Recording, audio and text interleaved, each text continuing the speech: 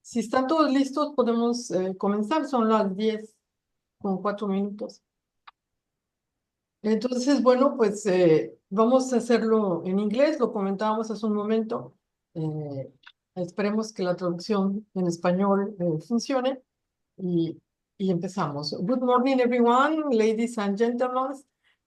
On behalf of the Mexican Consulate and on behalf of Yuma County, we would like to extend a warm welcome to our panelists, the moderator, and our audience who are joining us for this webinar.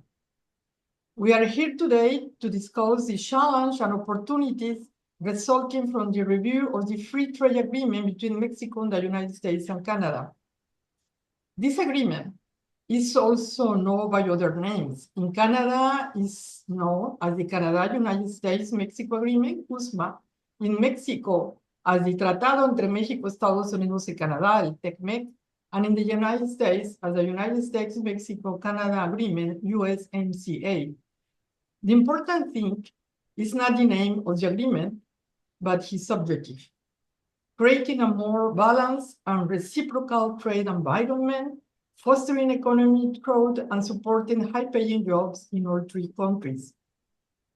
The renegotiation of the USMCA is politically complex, with varying motivations and perspectives across the three countries. Mexico faces a complex political landscape. The renegotiation could be driven by United States domestic pressures, including potential trade protectionist sentiments, and by the United States' desire to achieve certain policy objectives through trade, such as those related to immigration, drug trafficking, or other areas where it seeks cooperation from Mexico and Canada. In the United States, the USMCA's future is heavily influenced by domestic political considerations, such as pressures from specific industry groups or labor unions. And Canada is scheduled to hold federal elections on or before October 20 this year, which may lead to a change in the ruling party. Canada's specific policy agenda for the USMCA negotiations may not be fully clarified until after the new government is seated. So, all leading parties support maintaining the free trade agreement, the USMCA. But initial conversations have already begun. Michael Harvey, Mario Deep, Marco Lopez, please feel free to share your opinions and experience in the economic, commercial, or academic fields.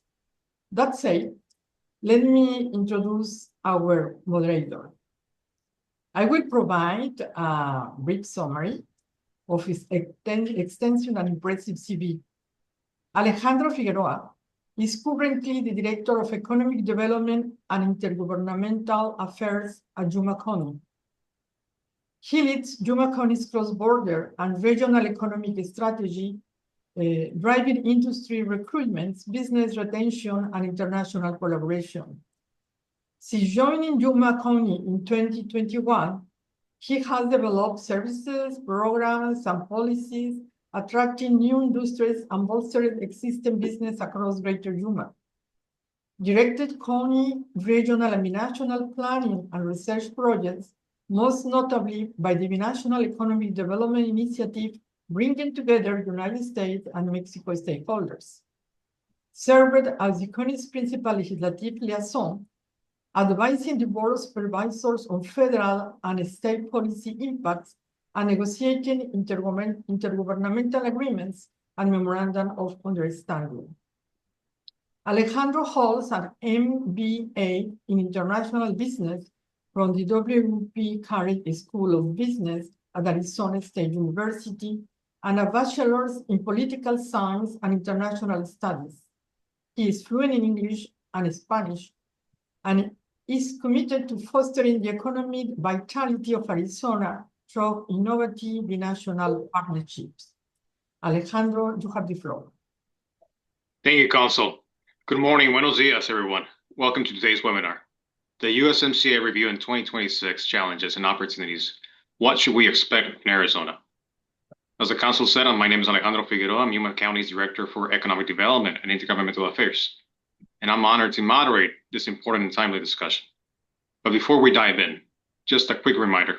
This session will be recorded, and we kindly ask attendees to use Zoom's Q&A feature to submit your questions during the panel. We'll be sure to get to as many as possible during our Q&A segment. Les recordamos que esta sesión será grabada y les pedimos de la manera más atenta participar realizando sus preguntas en la sección de pregunta y respuesta Q y A por sus siglas en inglés aquí mismo dentro de la plataforma de Zoom. Haremos lo posible por darle respuesta al mayor número de preguntas posibles del público. Okay, so today we're fortunate to have an essential panel of experts joining us virtually from Mexico, Canada, and the US, along with a diverse audience from across North America. I will now go ahead and introduce our distinguished panelists. Michael Harvey has been Executive Director of the Canadian Agri-Food Trade Alliance since 2023. He knows international trade from all the vantage points, having extensive Canadian and international experience in the private and nonprofit sectors, as well as in government. For 7 years, he was Director of Corporate Affairs for the Latin America operations of one of the world's leading gold mining companies. He was also a Canadian diplomat for 15 years, with postings to the United Nations, Brazil, Colombia, and Venezuela. Michael was the President and CEO of the Canadian Council for the Americas and Vice President International with the Canadian Chamber of Commerce. A native Nova Scotian, Michael is a member of the Quebec Bar and holds a master's degree in international commerce law and practice from the University of Edinburgh. He speaks fluent French, Spanish, and Portuguese, having been interviewed by the media, appeared before parliamentary committees, and engaged in complex negotiations in all these languages. Thank you, Michael, and welcome. We're also honored to welcome Dr. Mario Deep Núñez. Mario is the director of CETIS Universidad Mexicali Campus, a distinguished private university in Baja California, Mexico. Since 2014, he has led campus operations, including strategic planning, enrollment, fundraising, and community relations. Mario previously served for 10 years as director of CETIS Graduate School of Business and currently teaches economics and related subjects in the university's MBA program. His extensive professional experience includes leadership roles at Ecogas, Sempra International, Standard Chartered Bank, Bank of America, Bancomer, and Sabritas. Mario holds a bachelor's in industrial engineering from CETIS, an MBA from Cornell University, and a doctorate in business administration from Grenoble École de Management in France. Thank you for joining us, Mario. Appreciate your time. Now, representing the United States perspective, we have with us Marco Lopez, who is a visionary CEO of Intermastic Partners and Intermastic Capital, two cross-border platforms unlocking the full potential of North American leadership through strategic investment, advisory, and reputation management. A trailblazer in public service and business, Marco became the youngest mayor in U.S. history at 22 and later served as director of the Arizona Department of Commerce and chief of staff at U.S. Customs and Border Protection under President Obama. He now channels his expertise into driving economic opportunity through EB5 investments, U.S.-Mexico nearshoring, and global partnerships that foster regional prosperity. As senior advisor to the Carlos Slim Foundation, Marco continues championing digital inclusion and workforce development. From Arizona to Mexico City, Marco bridges the worlds of policy and private enterprise to empower investors, create jobs, and shape the future of hemispheric collaboration. Marco, we are honored to have you as part of today's panel. Thank you for joining us.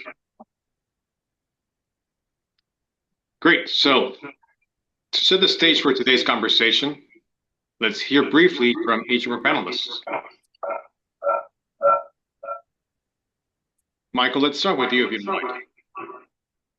What are your initial thoughts on the upcoming USMCA review and its potential impact on trade relations?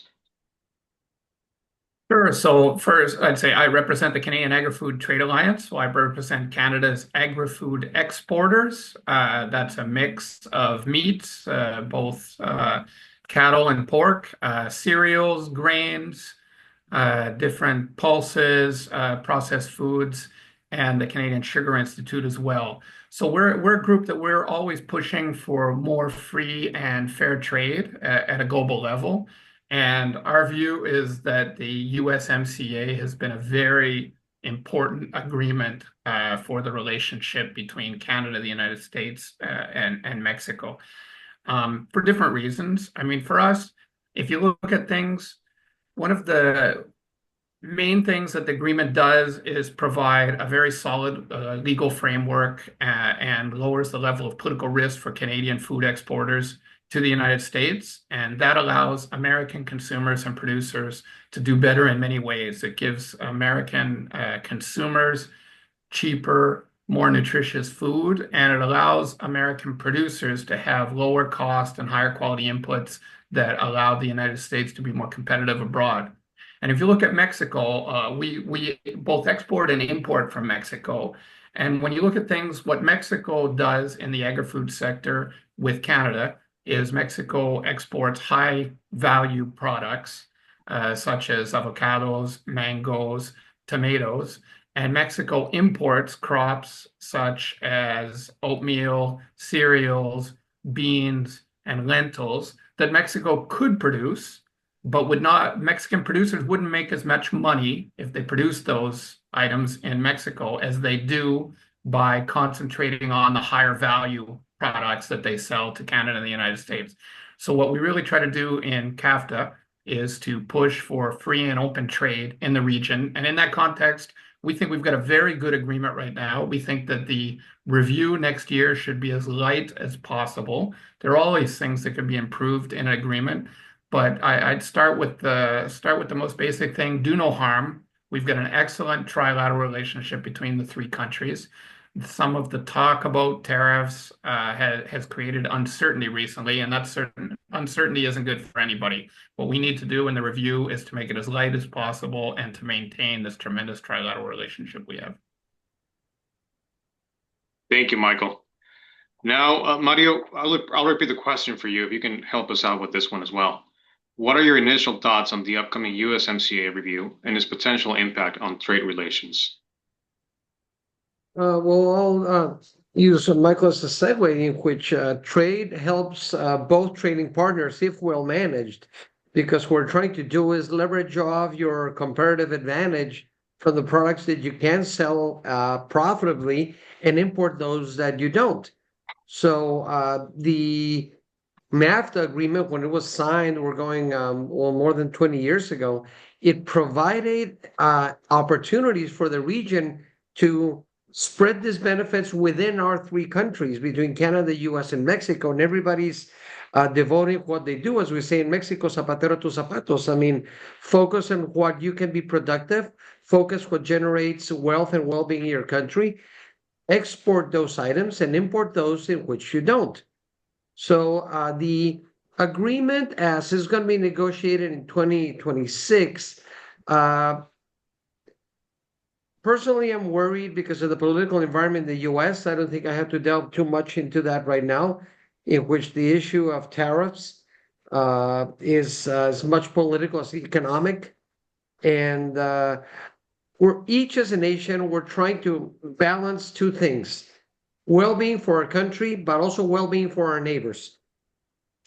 We want to have a balanced development, balanced growth, in which I mentioned previously, is focusing on the comparative advantage of your nation as the lowest income country in this block in North America.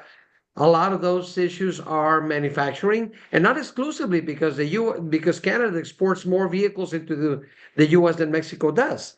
But still, manufacturing, agricultural products, things that we call hortalizas, which mean berries, asparagus, things of that nature, provide good jobs here in Mexico.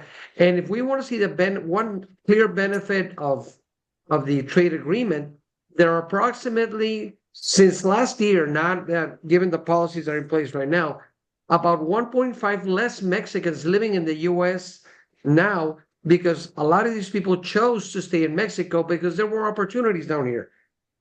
So focusing on what everybody can bring to the table, support each other in this joint growth, if we want to call it like that, should be the key issue. Because if we start focusing on trying to maintain everything in our countries, And in Mexico, it happens. For instance, agriculture in Mexico, when it comes to, Michael mentioned that cereals, I mean, corn, wheat, oatmeal, we're not competitive. We're not competitive in that. It's heavily mechanized. It requires a lot of investment. And in Mexico, we're not competitive in that factor. But still, you see the farming sector in Mexico raise their hand, ask for protection, demand that somehow they be subsidized or supported because they're not competitive. I told my students when I teach economics, if there's no competition, basically say in Spanish, it sounds better. Si no hay competencia, hay incompetencia. If there's no competition, there's incompetence. We need this competition in which the US and Canada are better at making cereals and these crops that are heavily mechanized. Mexico is better at those that require still labor, picking berries, picking crops, things of that nature. That's where we can provide value. So if we focus on those items and those issues, and not so much in protecting segments in our country that are not competitive, I mean, I'm all for competition. If we in Mexico can raise the competitive level and productivity of our agricultural sector, let's get into that. Let's dive into that. If we can produce enough corn, wheat, oatmeal, and the other crops that the US and Canada can produce at a lower cost, fine. But do it through competition, not through protection.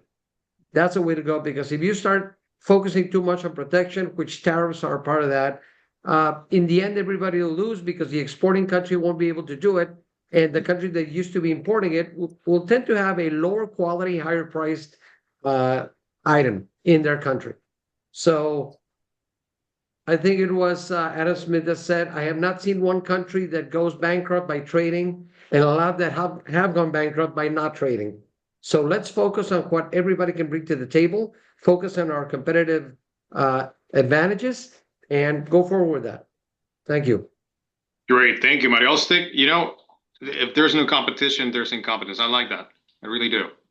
Let's move on to Marco. Marco, what are your initial thoughts on the upcoming USMCA review and its potential impact on trade relations?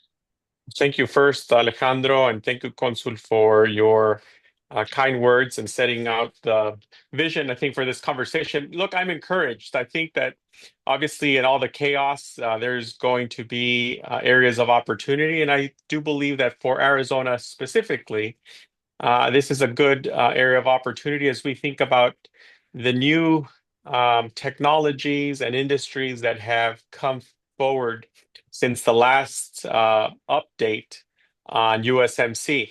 Specifically for Arizona, I think we have an opportunity around the semiconductor industry, an industry that is going to be investing in and around the metro areas of Arizona over $200 billion. Clearly, that was not contemplated in the original NAFTA of the 90s, and even in the update in and around 2020. I think that this is an opportunity to be able to include and incorporate industries that rely on these types of new technologies. Obviously, now with artificial intelligence, data centers, and the workforce that is going to be required for those industries, definitely were not contemplated even 2 years ago. So I think that this is a chance to update industry-specific opportunities as it relates to Arizona. The other area I think that is more front and center now, especially in this Trump administration in the last 115 days, has been this critical mineral race against China. China controlling over 75% of critical minerals like cobalt is definitely an area that with the mining excellence and experience that Mexico has, especially in its northern states, could be a great opportunity to be able to partner and include some of those, one, environmental protections, but also how we partner to achieve a balance against China. So in just those two areas, Alejandro, I think that the opportunity to incorporate those concepts and those ideas and those safeguards for North America are going to be key. And I'm actually optimistic about it. I know that I travel often to Mexico City and some of the surrounding states, and I think that they see opportunities too. I think the challenge is going to continue to be Mexico's energy production.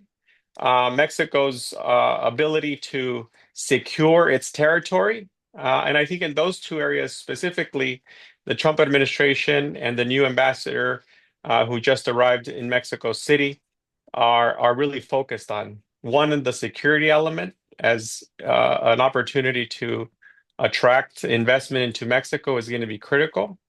Everyone wants a secure environment to work in.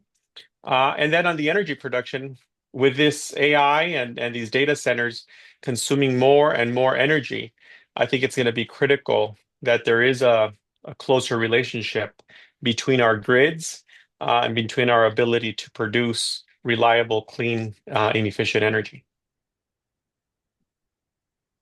Great. Thank you, Marco. Thank you for all these great opening insights. Let's jump in right into the conversation. Given the evolving political, economic landscape, what significant revisions or updates to the USMCA should stakeholders expect in 2026? Mario, perhaps you'd like to start on that one? Well, what should they expect? Right now, I think that Marco mentioned the word security in a sense that also predictability is something that a business wants because business is very adaptable. I mean, if you can just provide clear rules, even if there are tough rules and I don't want to say exaggerated, but if they are clear and applicable rules, businesses will adapt. And they will include the risk factors, they will include the cost in their business model, they will come to decisions regarding what is convenient for us in our business. But the environment right now, specifically in the U.S. and in Mexico, legally, when I speak to that in Mexico, I mean the uncertainty with crime obviously adds another feature, an unfortunate feature like a risk premium there. But I believe that what businesses are looking for basically some sort of security, a certain level of security regarding how to proceed legally to make sure that contracts are enforceable, that property is respected, that things and laws and regulations are not changed midstream. We had an unfortunate case of that a few years ago here in Mexicali, where a beer company was going to make a brewing operation here in Mexicali because we have water and we're in the border and et cetera. So we had a lot of advantages. And the previous administration in Mexico said, I don't know, you're going to use all the water. And a political maneuver, they shut down a plant that was halfway built. It was going to be the largest investment in the history of the state, about $800 million from one start. It was going to make the Modelo beer for the Southwest United States. And they came up with a thing that said something related to a referendum that people should vote on this company or not company. And what I was discussing with somebody from the government at that time, I said, if you want to put a referendum, fine, but put it before they start building. Don't put it midstream. Because now what happens, people started thinking and giving their opinions regarding should we have a brewer or not a brewer, what's going to happen to the water situation, etc. And in the end, they shut it down. It hit us hard, not just Mexicali, the entire state. So we need legal certainty, as we could say in Mexico, el Estado de Derecho, in which they need legal certainty to actually start working. That's something that we have to accept in Mexico we need to work on. Because it's convenient for governments to suddenly say, I don't like that right now, I'm going to shut it down. But you must focus on the medium and long term and set clear rules that are not dependent on what one executive or individual might decide at one moment in time. Thank you, Mario. Marco, what can we expect, or what should stakeholders expect from these potential USMCA review? Well, I think that we've seen the attitude and the way that Trump negotiates. He's looking for a win or a series of wins. And so understanding that dynamic, I think we're going to be better off in a negotiation for both Canada and Mexico. And I think it's aligned with industries that are going to help the narrative of job creation and investment within North America region. Obviously, Trump cares more about the U.S. benefit related to jobs. But I think that if the negotiators are successful in turning it into more of a North America conversation, everyone is going to benefit from it. I think Mario's right. Look, I think June 1st is this judicial election thing going on in Mexico. A lot of confusion.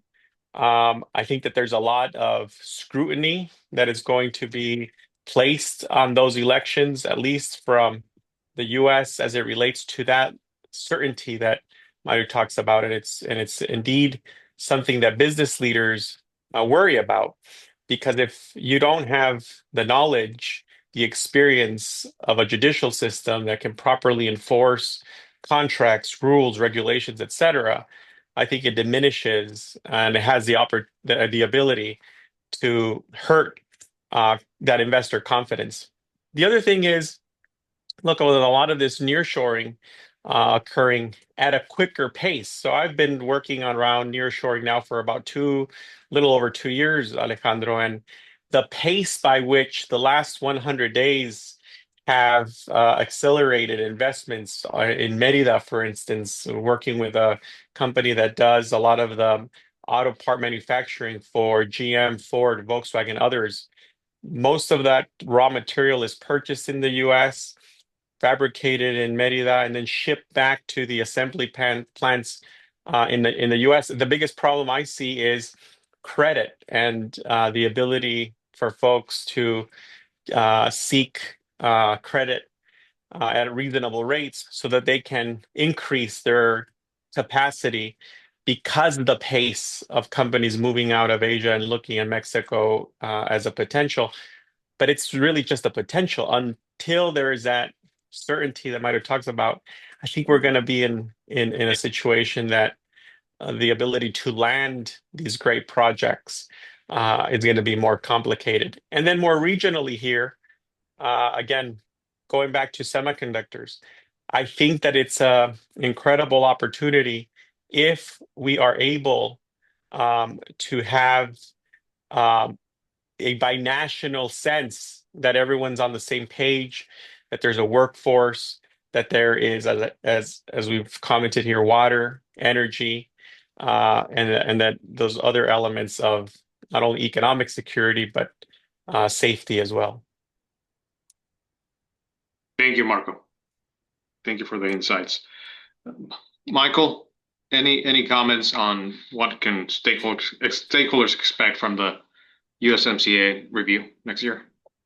Sure, I'd say Canadian stakeholders are also looking for more certainty, but I would concentrate on the United States rather than Mexico in this sense. What's happened under the new American administration is that it's taken a series of decisions on tariffs that are completely contrary to the USMCA.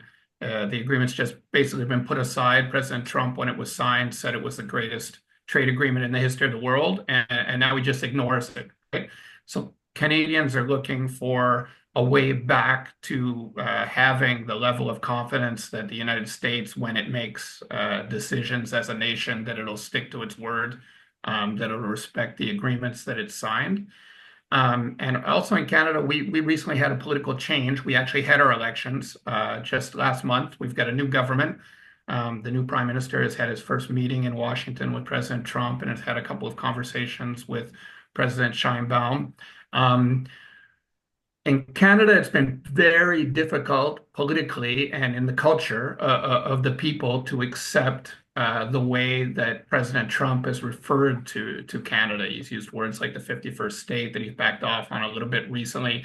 And that's created a big nationalist backlash in Canada that really affected the elections. I know in Arizona is one of the states where you've suffered of a big drop of the number of Canadians that are visiting right now, basically because it's become socially a little bit difficult for Canadians to visit the United States from a national pride perspective. And I think what Canada really needs to see is movements from the US administration to show that it wants to work cooperatively with a level of respect that'll mean that we can see the United States to be a solid partner. Now, I'm from the business community where we've been pushing back a little bit against this Canadian nationalist reaction. The president's language was way over the top, basically, and that led to Canadians sometimes reacting in ways that are a little bit over the top too. But pride is part of human nature as well. But there's some things that really don't depend on the mood of the day, and the most important one is geography. They say geography is destiny, and that's especially true in international trade. 90% of Canadians live less than 200 kilometers from the United States. I'm only 40 minutes from the United States right here. We're very close. We've got a rail connection that goes all the way down into southern Mexico through Canadian Pacific, Kansas City Railways. So we've got to get over this current difficult period and get back to a level of certainty and trust, really, between the administration of our nations. Thank you, Michael. And we do appreciate Canadians coming down to Yuma County. We get, thousands of them come every year and stay and call Yuma County home for several months throughout the year. Well, I hope everybody's taking notes because we've had great perspective so far. Let's get a little more specific. Marco, you've worked extensively on cross-border trade issues and economic development in Arizona. What strategic actions should Arizona's businesses and policymakers consider now to leverage the opportunities and manage the challenges the USMCA review may present?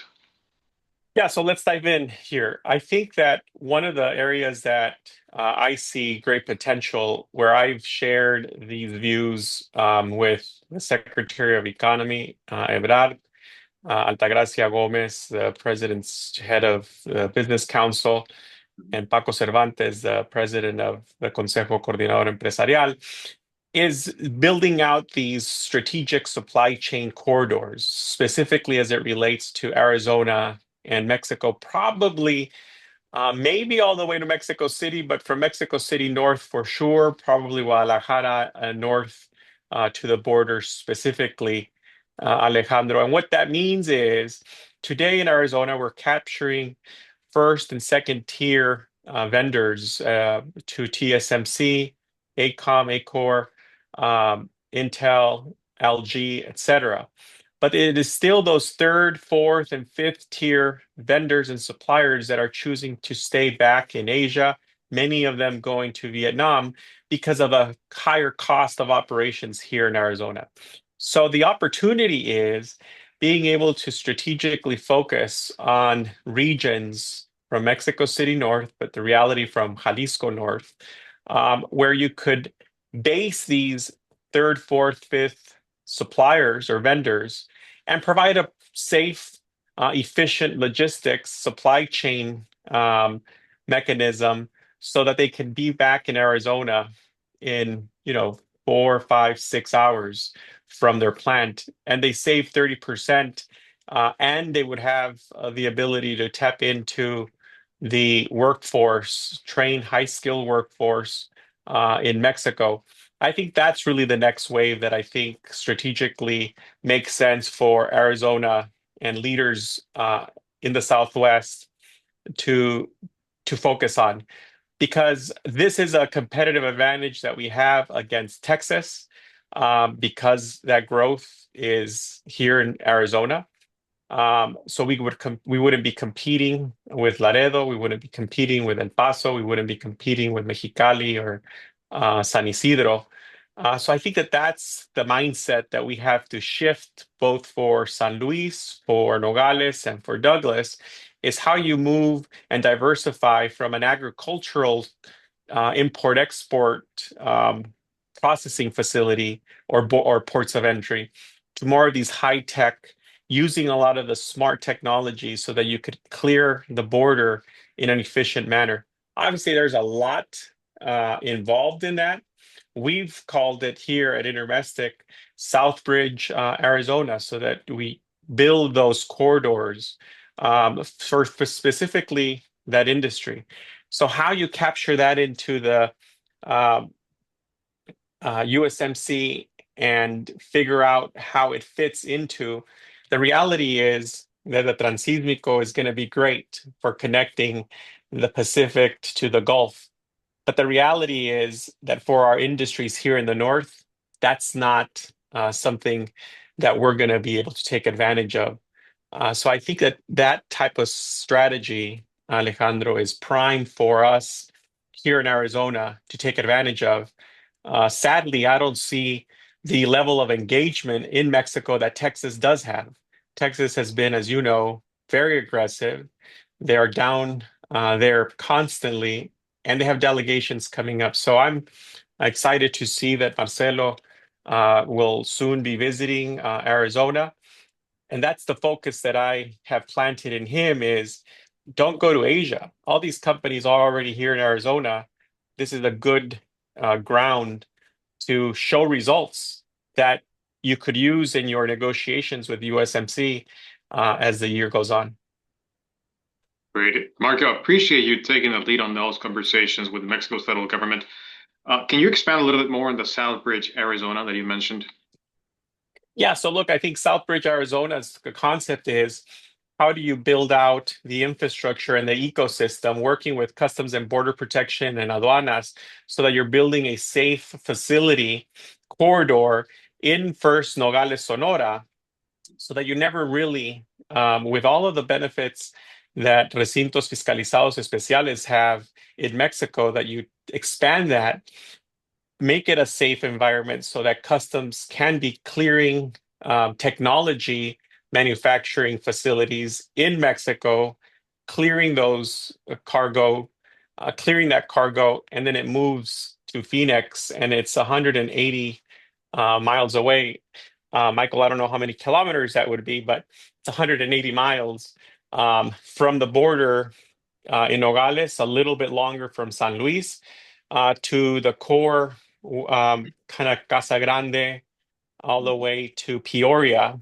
Kind of that's where a lot of this investment is developing related to the semiconductor and the battery processing industries.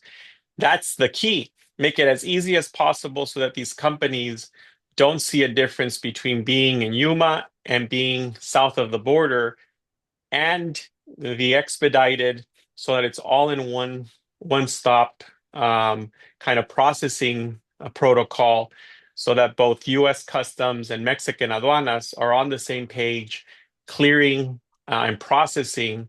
That's the type of thing that I think will spark the investment on the south side of the border, grow manufacturing, grow skilled labor, and that certainty that Mario and we've all been talking about. And it gives both administrations, Michael, sorry, Canada's a little far from this specific strategy, but it gives both administrations the ability to declare a win and have something tangible for both people in Arizona and people in Mexico. Great. Thank you, Marco.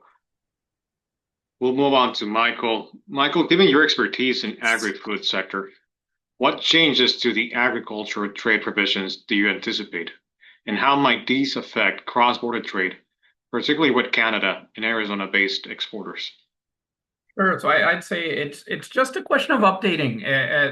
The agreement we've got right now is basically world-class in terms of protecting science-based decision-making around sanitary and phytosanitary issues, the sort of health and safety issues around agri-food imports that sometimes become non-tariff trade barriers between our countries. The current agreement is very good.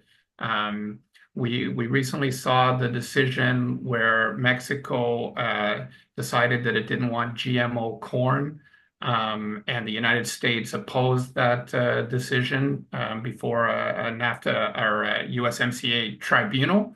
Canada only doesn't export corn to Mexico for human consumption, just some feed corn. But we supported the United States position on that issue because we thought that the Mexican government was making a decision on reasons that weren't science-based. The tribunal in the end agreed with the United States and therefore the Canadian position. We think it's very important to protect that kind of dispute settlement around science-based decision-making in the agri-food sector. And I'd say we just need to update it a little bit. For instance, there's technology in gene editing for crops right now that didn't exist when the USMCA was agreed to. So we think it would be worth it to update those provisions. But all in all, what we really need to do is protect what we have. Let's not put this agreement into danger the way it has been. We've got a great agreement. Thank you, Michael. Mario, CETIS has a significant role in fostering business and academic partnerships. How can educational institutions help communities on both sides of the border prepare for the economic shifts a review of the USMCA might bring? Well, universities and educational institutions and research institutions as a whole are the ones that develop these new technologies, this new knowledge that is used to improve the lives of everybody. Michael was mentioning the GMO corn. That ties into the comment I made previously that in an uncompetitive corn growing industry in Mexico, they said, of course, I don't want it. Why? Because I can't compete with that. But it's an improvement that we cannot ignore. I mean, it's there, it's for everybody. But academic institutions and, as I said, research institutions, specifically, if you see that, I mean, the institutions in the US and Canada, I mean, all the knowledge, all the research, the technologies that have come out of these institutions has been a key driver in the well-being of all three countries. We at CETIS, what we're trying to do, we've always tried to do, is link up with industry, basically try to understand what they need, not just in training their engineers and their managers and their human resources, but also understanding how can we support them through joint projects and similar things. For instance, right now we're working on a joint project with Arizona State, with President Crow right there, the University of Arizona, UABC, the state university, the public university here in the state, and us, in the semiconductor industry. And we're saying, okay, how can we become a semiconductor hub in which we already have some companies, very strong companies here in the city, in which, I mean, chances are if you got an iPhone or another type of phone, that you already have 8, 9, or 10 components that were made right here in Mexicali, 5 minutes away from CETIS at the Skyworks plant. It's an American company with a lot of technology. It's being manufactured here in Mexico. And that's one example of a company that works with research. We work very tightly with them, try to develop new ways of improving the process. Mexican research is not up to the level right now in semiconductors as we'd want to, but we still have a very strong role to play because also, as Marco was mentioning, the supply chain that's being developed here, for instance, there's a project that was brought back to life, I want to call it like that, at Punta Colonet. Punta Colonet is a port south of Ensenada in which the idea is to increase the port facilities in the West Coast. Right now it's LA, Long Beach. We have Ensenada, but that's very, very limited. But one specific item of interest to Arizona is that the idea is that you're going to develop this port, then develop a train link from Punta Colonet on the West Coast, going through Mexicali and directly into Arizona, skipping California, because of regulations and taxes and all that. And the idea is to link up all regions. In this case, it ties Baja straight with Arizona. And they said, what would it be for? Obviously, to improve trade, reduce costs, create a safer environment. Trucking, as you know, tends to be riskier because you can get hijacked or stolen or whatever. Trains tend to be safer, much more efficient. Also regarding the use of fuels and those issues. And another issue that I think that we are participating is also the energy side. On the energy side, I mean, in California, the reason Michael mentioned that Canadians usually come to Arizona is because of the sun. And both Arizona and the US and Mexicali, specifically here in Mexico, are known for the sun, basically solar power, solar energy. From that point of view, solar technology has grown by leaps and bounds. Now it's very, very efficient. It's cost effective now to actually go into that. But one item that has been missing is battery power. Because as you know, once the sun goes down or it's cloudy, I mean, you're stuck. But battery power is one thing that we should start getting into China's getting into it very strongly, and we're talking about strengthening this block, semiconductors, logistics, battery energy, and battery power for solar energy. Because I think this was several years ago, but I think in a conference, Bill Gates was saying that about 8, 9 years ago, that if you put all the batteries in the world together, they would amount to about 12 or 13 basically train loads, basically just of gasoline. That was all the energy that you could store in all the batteries in the world. So he said, how can we improve those sectors? And CETIS and educational institutions as such should start focusing more on those issues. We have, for instance, degrees in logistics to prepare people to better understand the comings and goings of the physical side of trade. Also, renewable energies. We have also a degree program in that, trade to prepare people so that when, I want to say when, not if, when these investments come through, the talent is there. And as I said, right now we're relying on US and Canadian research and know-how to actually come up with the technologies.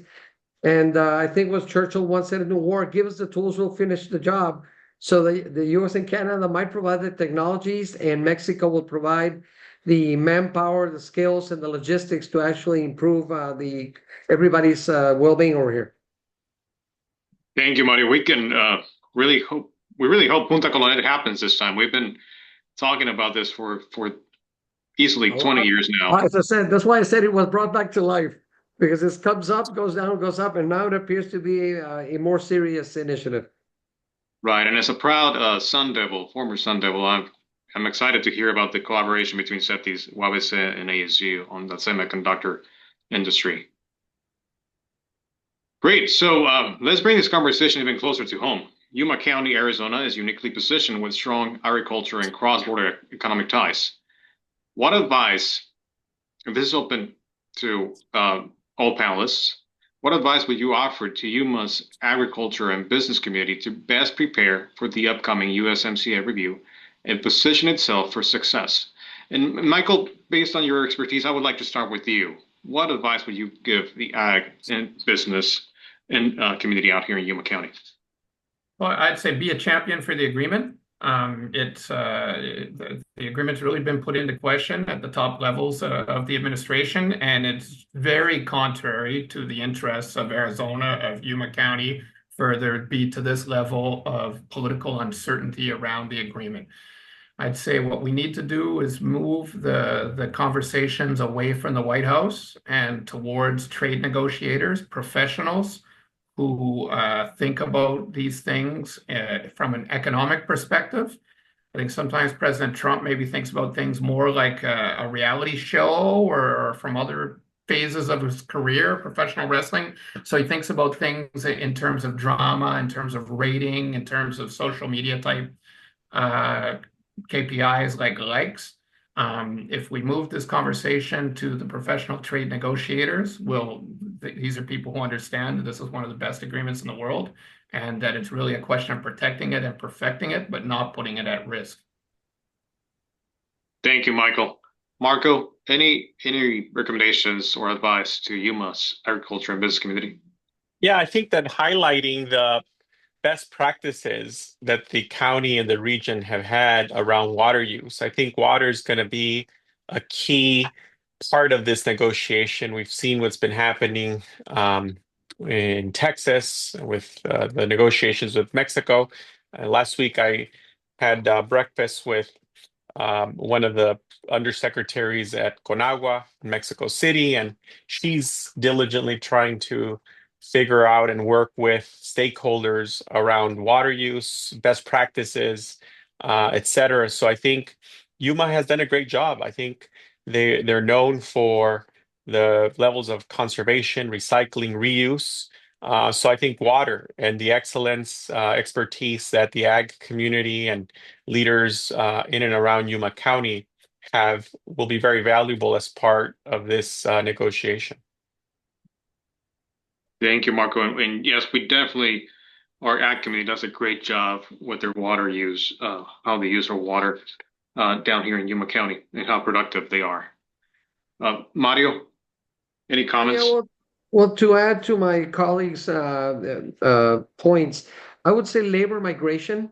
Because if it's agriculture and you go to any field in Arizona, I bet you that 90+% of the people working there have a Spanish last name and most probably are Mexican.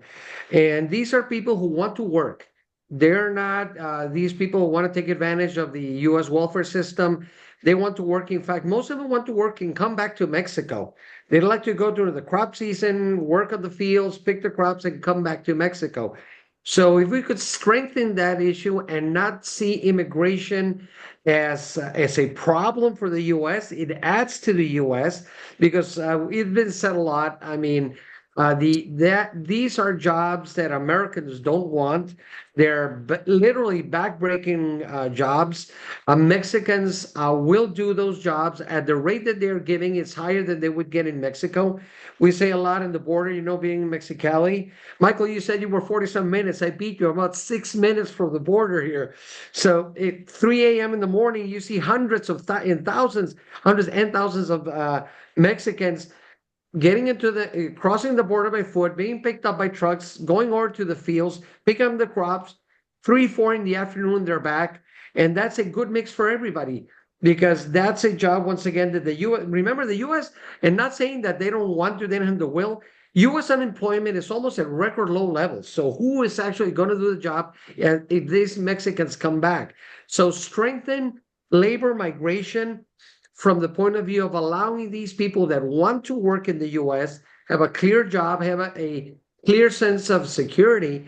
And for the same reason that Canadians are not coming down to Arizona, a lot of Mexicans are scared, even those with green cards and all that, because of the environment now in the U.S. in which you can get picked up at a gas station in unmarked cars, unidentified people with masks, and suddenly you're in El Salvador in a hellhole.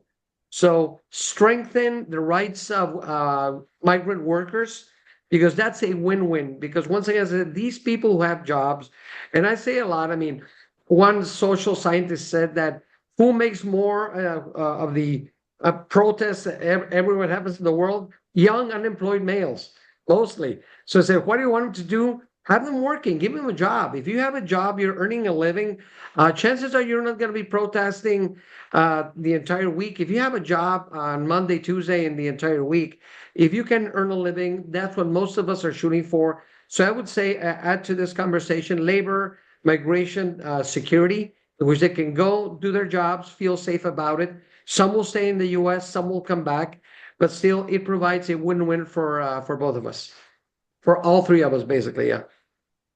Thank you, Mario. Fantastic insights. And to your point, just so and the audience knows, one of the Yuma County's federal priorities is expanding the H-2A visa program right now. It's definitely not enough for our needs down here in Yuma and across the nation, I would argue. We right now split the H-2A visa between the ag sector and the dairy sector. And that creates some problems. And you only have them for 3 years before they have to go back and reapply for that visa. So by the time they're well trained, they know their trade, they're going back, having to reapply, and we sometimes don't get them back. So yes, that's one of our federal priorities, and we're working with congressional offices to hopefully expand that program. And I think, Alejandro, to Mario's Sure. point, you have a great practice there and a great test study that every single day, as Mario says, in San Luis, people come back and forth to go work in Somerton, Yuma, etc., and their desire is to go back home either that evening or at the end of the week. And so I think dispelling that through your best case best practices, I think, is key because you kind of humanize that story because it is hard to break through. I think Michael was talking about these clicks, social media moments. It's hard to break through the reality of what happened along the border. I think once you get north of Phoenix, people think it's the Wild West down there. You and I and all of us know it's not, but it's these stories that have to be told of folks, to Mario's point, want to go back, and eventually they want to go back, and that fluidity coming back and forth. I remember Congressman Colby at the time talking about that back in the 90s, talking about how to expand these opportunities in these visas for that mobility that people want to easily come do a job and then go home. Absolutely. Absolutely. Thank you. Thank you, Marco. Thank you all for the insights again. Now let's give our audience a chance to ask some questions. We have a couple of them. Quisiera dar la oportunidad también a aquellos hispanoparlantes, quienes solo hablan español, que también tengan oportunidad de poner la pregunta en la sección de Q&A, Q y A aquí de Zoom. Vamos a estarlas leyendo también. Okay, so we have a question from Juan Guzman, who's a very active community member here in Yuma County, and I'll quote him. In the spirit of trade stability and economic planning, should any implementation of tariffs require a minimum 45-day notice period? Why aren't Mexico and Canada formally demanding this as part of the T-Mec revision or USMCA revision process, considering how disruptive sudden tariff announcements have been in the past? I'll open it up to any of the panelists who wants to answer that question. If you let me jump in here just quickly, Absolutely, Mario. I think 45 days is not enough. I mean, if you're gonna, tariffs are as much economic as political, because if a tariff is going to be set in place, and sometimes they are justified to protect your market from unfair competition, dumping and those issues. Sometimes governments use them to shelter a nascent industry they want to protect for several years, but they're going to be clearly defined. But for instance, if the Christmas season, it might appear very far away because the summer is just getting going here in the southwest U.S. and Mexicali, so we don't see Christmas. But orders for Christmas items and issues and toys are being placed right now. So having just 45 days is not enough, because once again, if a tariff is going to be a serious tool or an element of trade, it can be. But if it's going to be serious, let's do it in a more medium-term focus, in which you would say, you know what, we detected this issue with this industry by such evidence, we think it's unfair. And starting in June 2026, this tariff is going to go into place. Now you give businesses, people's consumers enough time to react, to make investments, to not make investment. You know what, things are going to change, because 45 days when the ship has already left China and it's just arriving in LA ports. I mean, Jesus, I make the decision to buy this item with certain conditions, and now as the ship was across the Pacific, things change. So I don't think 45 days is enough. I think you should use a head start, but mainly is, if you're going to use tariffs, should be as a strategic tool or element, and not just react that, as Michael was saying, it appears for a reality show. I'll give you 40, I'll give you 50, 135. Now I'm going to lower them. Now they're going back up. It's a mess. If tariffs are going to be used, they should be strategic. And by the same token, they should have a longer term. So I'm not going to come up with a specific timeline, but I think 45 days is nowhere near enough to let businesses and consumers make smart decisions that way, because it'll be 45 days, and the next 45 days it could change again. Thank you, Mario. Michael, any comments on that one? I'd say the difficulty is that, frankly, there are rules that allow countries to impose tariffs for a series of reasons, but unfortunately, the U.S. administration just uses a fig leaf of issues like security that aren't really serious from a rational perspective when you look at why they're imposing the tariffs. So if you improve the law, but the administration doesn't care about respecting the law, then improving the law is of limited utility. We're more in a political discussion right now, where I think we have to bring it back to a situation where the United States wants to respect its agreements, because as long as the United States has no interest in respecting its agreements, then it doesn't really matter what agreements it signs. Thank you, Michael. Marco, any comments on that No, one? only to agree with both Michael and Mario. I think the issue is this key word that Mario used, seriousness. And to Michael's point, you could write and pass every law, every regulation, but if the administration is unserious about enforcing it and following it, it all goes out the window and chatters that level of certainty that we've been talking about this morning. So at some point, I've given it before the administration started, I gave it 6 months. Got to give this administration 6 months to settle until we actually start identifying areas that they're going to be serious about and not be part of this reality show drama that plays out on national news every single day. Thank you, Marco. We also have a question from Dr. Victor Remigio Martinez, who's the executive director of the Forefront ED here in Yuma. He says, I have a question regarding logistical strategy. It's clear that international business is currently viewed more favorably by society, particularly concerning the benefits of investment, quality, and pricing. However, it seems that free trade agreements are still being scrutinized through a tariff lens. How do you foresee the special opportunities that communities like Yuma and other border cities have with the foreign trade zone mechanism? Does anybody want to take the Well, I microphone? would only say to add a little bit beyond what I've mentioned about Southbridge, I think that these mechanisms are good. Look, I think that, for example, on this tariff discussion, if we understand the rules and deploy all of the regulations that we can, whether it be free trade zones, recintos federales fiscales especializados, etc., I think that there are ways to shelter a lot of these companies from this tariff uncertainty. So I think perhaps they're not being used to the fullest. A lot of communities have free trade zones, and I think that there are opportunities to expand and make them more part of the discussion as it relates to making the environment more stable, more certain for companies. And it adds to the diversification that I think needs to occur in all of our border communities here in Arizona, specifically that I know. And so to the other question, I think it dovetails into it. If the government is serious about expanding trade opportunities and trade facilitation, we do need better infrastructure, whether it be in San Luis and the expanded ports that are strategic, or Nogales or Douglas.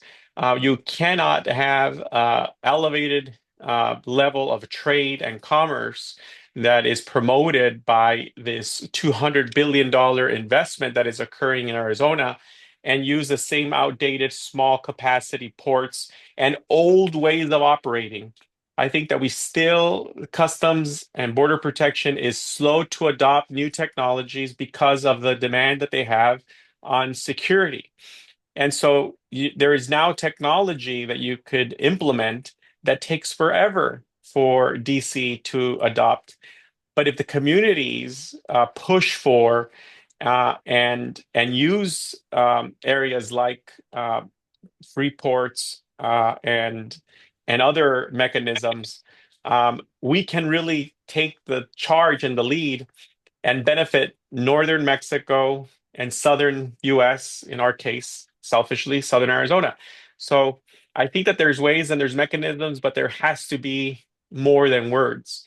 Y creo que eso es para la pregunta que nos hace nuestro amigo reportero ahí, que creo que la vi. O sea, obviamente sí tiene que haber un interés y un desarrollo en proyectos de infraestructura, tanto del lado mexicano como del lado americano, pero se tienen que empezar o a dejar que la industria privada participe en esos proyectos porque el dinero mexicano, el gobierno mexicano no tiene el dinero para poder invertir en esos proyectos. Entonces, que dejen que la iniciativa privada, en participación con el gobierno, participe en ese tipo de infraestructura, que hay la inversión, hay recursos, hay fondos que quieren participar, pero por la incertidumbre que platicábamos ahorita desde el principio de esta llamada, obviamente nadie se quiere animar a invertir en una dinámica que no sabemos cuáles van a ser las reglas del juego ya que inicie una inversión de esa magnitud. Entonces creo que todo eso va con la temática que hemos estado platicando de la incertidumbre que hay tanto creada por políticas de la administración Trump y la reacción que tienen los otros gobiernos. Gracias, If I, Marco. Thank you, Marco. if I'd Mario, like to adelante. add a bit onto that, it's for instance, I see that the story of the development of Singapore as a nation, if you see Singapore a nation, it's an island state, didn't have anything, still has to import drinking water. It was that bad.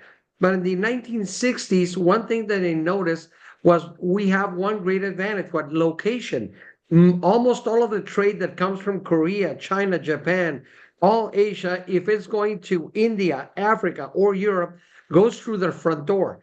So location was key. So I think Yuma could position itself, as Marco said, with the correct infrastructure to be a gateway for all the trading and all the manufacturing and products that are made in Mexico that are not going to specifically going to California, which obviously, even though it's very cumbersome and everything, but it is the largest market that we have. I think they just ranked, I think, the third largest economy, something like that recently.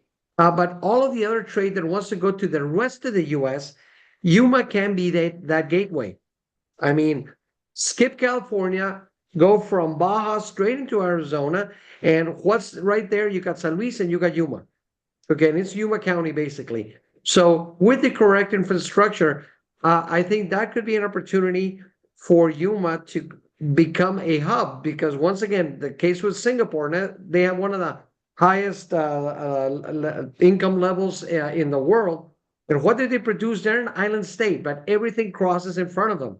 So it's like having not having a lot of money, but you have a lot right beside the biggest highway. So put a gas station in there or something. I'm kidding from this point of view, but Yuma can be that gateway to a lot of the trade. Once again, that trade that is not destined specifically for California, but wants to go to the rest of the US, I think Yuma County, with the correct investments in infrastructure, could provide that opportunity, be more efficient for the entire region, and could provide a lot of stability and opportunities, business opportunities, job opportunities for both sides of the border. Thank you, Mario. Michael, do you have any comments? I don't like to give too much advice to Arizona, where I haven't even had the pleasure of being, but I would say along the lines with what Marco was talking about. I mean, certainty. Say you're a business right now and you're trying to decide to invest there, and you're looking at the tariff situation. What numbers are you basing your investment on? I think part of my job is to take the position of the U.S. administration seriously and think it through. I mean, I think their case is that by putting up certain tariff walls, that will create more manufacturing in the United States. I'd say if what the tariff is 10, no, it's 20, no, it's 50, no, it's 20, no, it's 10, no, it's 5, then I think business is going to sit and wait it out until they've got a little bit of certainty, right? So I think certainty is something that you really need to make the numbers make sense. That's a very valid point. Yes, sir. Thank you. Now we have a question from Flor de Maria Diaz Gonzalez, who's in Mexico's embassy in Guatemala. And I'll read the question. What is your opinion about the possibility of Trump's pursuing a dollar devaluation as urged by Robert Litziger, suggested in his book as a means of curbing the global U.S. merchandise trade deficit? We have to consider that the U.S. trade deficit is running around $1 trillion annually, which is over 3% of U.S. GDP. What will be the consequences for Mexico and Canada? Anybody? If I can jump in here, a lot of the trade issues and the way the Trump administration sees trade is through the incorrect lens. He sees a trade deficit as a loss, as if your company was having a loss in its operations. But for instance, with trade, what happens with trade? If the U.S. buys a car from Mexico or from Canada, the car comes in, the money goes out. But you didn't lose anything. Same as when you buy a house. It's not as if you have a trade deficit with a home builder. You have a house. It's trade. It's not a loss. And she mentions that the trade deficit is 3%. Standard is that as long as it's under 5, it's manageable. You can actually make it's not bad because remember, if we start focusing as nations on having positive trade balances by rule, not everybody can and not all countries can have trade positive balances. Why? Because I guess in my sale to you, I mean, if I sell something to you, it appears negative to you and positive to me. So what would be the only way to bring all that to zero? Don't trade at all. So 3% trade is not a problem. It's manageable. And once again, if you have a deficit in your trade balance, that doesn't mean it is a loss. That's normal for richer economies in which they have more money, they can buy more stuff. Now, getting to the dollar side, trying to devalue the dollar is playing with fire because you might say, okay, I'll devalue the dollar. Like, first of all, how are you going to do that? You cannot, well, maybe Trump thinks he can suddenly decide the dollar's worth less. But the way you go through that is you lower your interest rates. And if you start lowering your interest rates, what's going to happen? The inflation is going to rear up its ugly head. It's already showing it because of the tariffs. So somebody's going to pay for that devaluation. When your national currency is weak, exporters think it's great, but importers start paying the price. And as we said, we're talking about trade, inputs and outputs. So everything that comes in with a weak dollar will be more expensive. So, and if you add tariffs onto that, a lot of the stuff that comes into the US is going to be much more expensive. Companies that export are going to say great, but consumers in the US and business consumers that import stuff to make things, and the actual consumers who buy and use the products and services are going to suffer. So it is playing with fire. I mean, so yeah, getting into the dollar issue, and once again, it's focusing on trade through the lens of economics, not of business. Having a trade deficit in and of itself is not a problem as long as it's manageable, and 3% is very manageable. Thank you, Mario. Anyone else from the panel? Good. Thank you to those of you who have been asking questions on the chat. Let me go back and see. We have time for one final question from the audience, and this is coming from Diego Torres, saying, "Do you think the U.S. government would try to push a non-trade related agenda to be in the review of the USMCA, such as migration, fight against terrorism, etc.? If so, what can Mexico and Canada do to counterbalance such proposals?" Look, I think Trump is going to try to get away with as much as he can in any topic. For him, I think, as Mario was just talking earlier, anything or that he looks at the lens of all rules don't apply to him, and he sets the rules, whatever the circumstance dictates. So, in that regard, I think it's an opportunity, right? As long as it's a win-win, whether it's migration, I think Mario made an incredibly good point. That is part of trade. That is part of the relationship between all three of our countries. So if he adds that to the table, I think talk about it because it's a workforce that will benefit the trade dynamics that we have been talking about today. So I wouldn't be surprised if he adds other elements, security, fentanyl, all of these other things that aren't necessarily related to trade, but in his mind, because it involves the three countries, in his mind, it's easy to piece them all together. So be prepared, and then have a counter proposal or find the benefit for all three of our countries. I see it as a positive. I don't see it certainly as a negative, Alejandro. Thank you, Marco. Michael, Mario, any comments? I could say, I mean, Canada and Mexico have very different security issues when we talk about our bilateral relationships with the United States. We both suffer from the issue of illegal arms exports from the United States that can lead to a lot of crime in our respective countries. Both of us suffer from that. But in Canada, the discussion's a lot more about defense of the continent in terms of the skies. So there's talk of the Iron Dome, where a missile defense system, where Canada's considering it right now.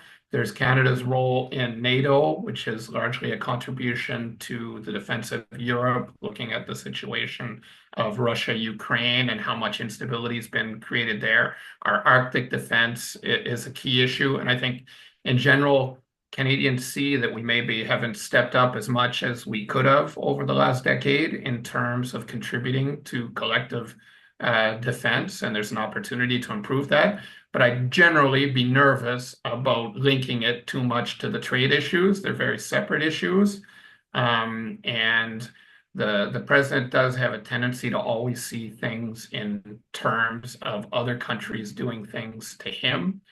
So if we talk about something like fentanyl, where Canada's basically plays almost no role in terms of fentanyl going to the United States, if we're going to talk about fentanyl, let's talk about illegal arms shipments from the United States. Let's make it a real bilateral discussion where we're talking about working together rather than one country trying to pick and choose the problems of the other. Thank you, Michael. In my case, I'm expecting some very chaotic negotiations because I do believe that the Trump administration, Trump himself, Leitzinger, Peter Navarro, is, if I want to call like a trade or economic extremists. They want to see, as Marco said, what's in it for me, what can I get for myself.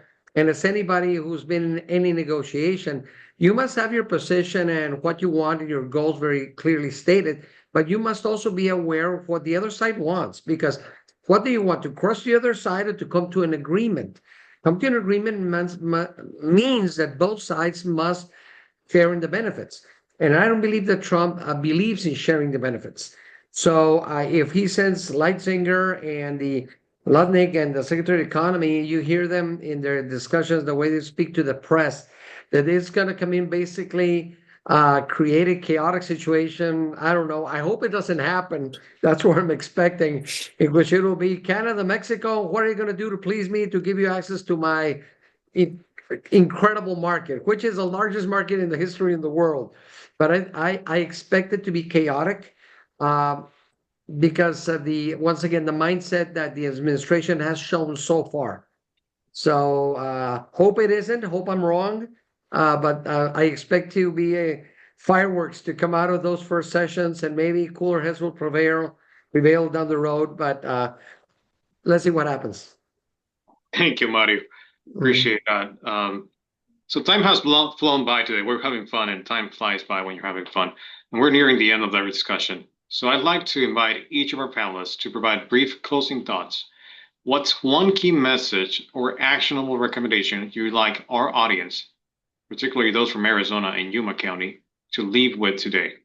Let's start with Marco, if you don't mind.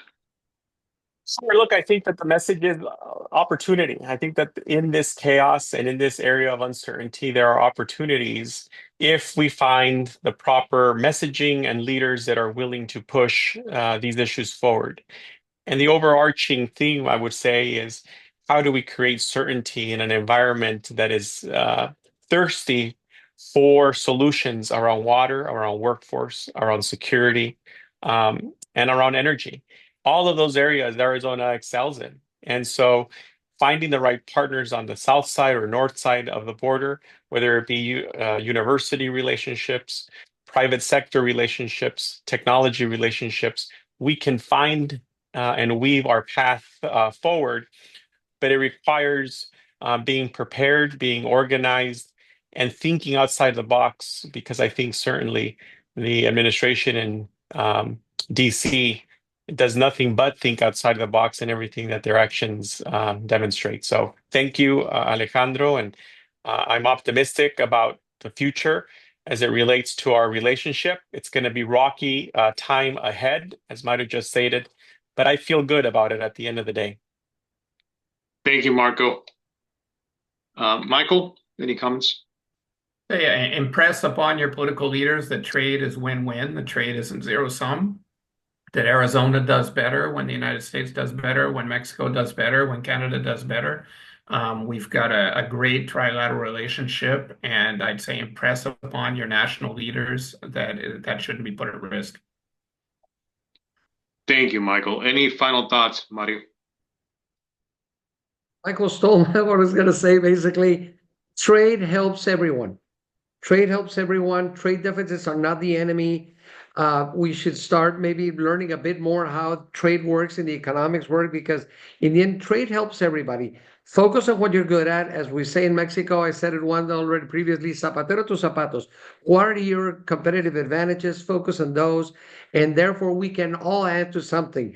We're in the south part, Canada's in the north, US in the middle. We each have advantages. Let's bring those to the table and negotiate on those terms. But trade helps everybody improve their lives. There are some costs. Obviously, uncompetitive sectors tend to suffer. Each government must find a way to help them transition to more competitive sides, but you shouldn't stop trade because of that. Trade helps all three countries and people in all three countries. Thank you, Mario. And Council, I don't know if you have any final words that you want to share with the audience and the panel.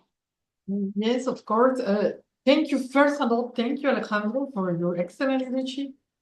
And thanks you to our panelists also for sharing your insights and knowledge in this complex political and economic environment in which informal consultations are taking place already. So thanks, really, I appreciate.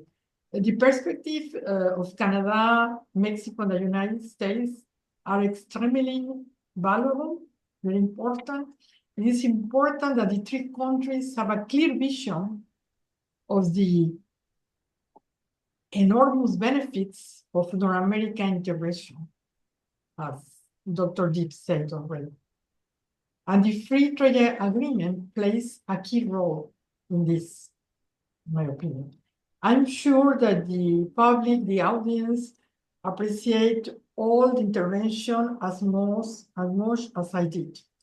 Agradezco mucho, Alejandro, te agradezco mucho tu participación. A los panelistas, por supuesto, los tres excelentes, se han recibido excelentes comentarios sobre su participación. Aprendí mucho, todos aprendimos mucho. Es un tema que va a seguir todavía, aunque ya hay conversaciones informales abajo de la mesa, como digo yo, pero las conversaciones formales, como dijo Marcos, empezarán seguramente el año que entra, a principios, ya más en forma la negociación, pero por lo pronto sí es muy complejo con Canadá.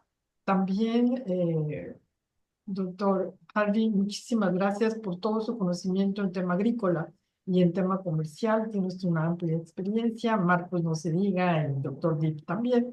Ya no sé qué más decir, simplemente agradecerles enormemente a los tres, a Alejandro y a mi equipo en el consulado, que me ayudó a organizar esto, principalmente Maricruz Granillos y Cel Flores, pero en realidad varias personas en el consulado estuvieron involucrados. Es nuestro primer webinar sobre el tema. Queremos hacer otro a fines de junio, hablando yo un poco más de temas más amplios de libre comercio. Y pues ya les informaremos sobre todo esto. Muchas gracias al público por su asistencia. Thanks to everybody. Thank you, Council, Yes. and thank you once again, Michael, Mario, and Marco for your outstanding insights today. And thanks to our audience for joining in and the great questions they posted on the Q&A section. Clearly, the USMCA review in 2026 represents important opportunities and challenges. And today we've heard how Arizona can strategically prepare and participate actively in shaping our region's economic future. Before closing, I'd like to thank again our hosts, the Council of Mexico and Yuma, and my employer, Yuma County, for facilitating this valuable discussion. A recording of today's webinar will be available shortly through the Consulate's YouTube and Facebook page. Until next time, stay informed, stay engaged, and have a wonderful rest of your day. Muchas gracias a todos. Thank you. Gracias. Thank you. Gracias. For having us. Thank you. No.